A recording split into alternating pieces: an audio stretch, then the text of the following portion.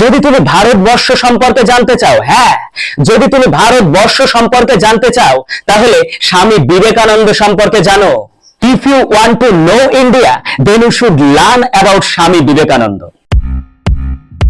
বিশ্ব গুরুর স্মরণে গুরু পূর্ণিমার দিনে ভারতের আত্মার আত্মা বিশ্বগুরু স্বামী বিবেকানন্দ সম্পর্কে রবীন্দ্রনাথ ঠাকুর একবার বলেছিলেন, যদি তুমি ভারতবর্ষ সম্পর্কে জানতে চাও, হ্যাঁ, যদি তুমি ভারতবর্ষ সম্পর্কে জানতে চাও, তাহলে স্বামী বিবেকানন্দ সম্পর্কে জানো।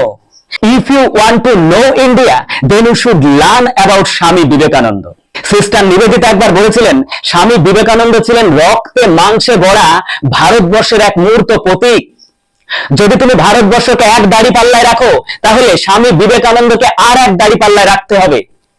এতটাই গভীরভাবে স্বামী বিবেকানন্দ ভারতবর্ষকে ভালোবেসেছিলেন।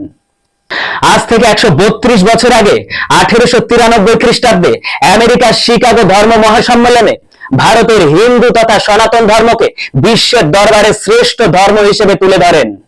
মেরে প্যারে ভাইও और बहनों, my dear brothers and sisters of America, আমার প্রিয় আমেরিকার ভাই ও বোন।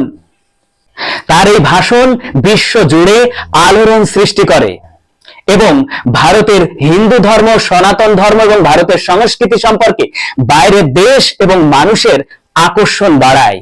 স্বামীজি ভারতীয়দের উদ্দেশ্যে বলেছিলেন, ওঠো, জাগো এবং ততক্ষণ পর্যন্ত থেমো না যতক্ষণ না লক্ষ্য অর্জন করছো।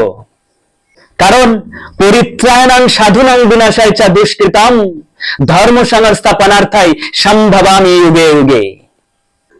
স্বামীজি আরো বলেছিলেন, যদি ভারতবর্ষের প্রকৃত উন্নতি করতে হয়, তাহলে ভারতের উঁচু নিচু জাতি ধর্ম বর্ণ স্ত্রী পুরুষ ধনী দরিদ্র নির্বিশেষে সকলকে শিক্ষায় শিক্ষিত করতে হবে, তবেই ভারতের প্রকৃত উন্নতি করা সম্ভব।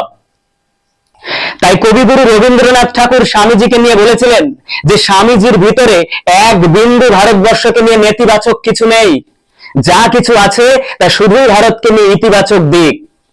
তিনি প্রকৃত ভারতবর্ষের উন্নতি চেয়েছিলেন, ভারতবর্ষকে তিনি যথার্থই ভালোবেসেছিলেন।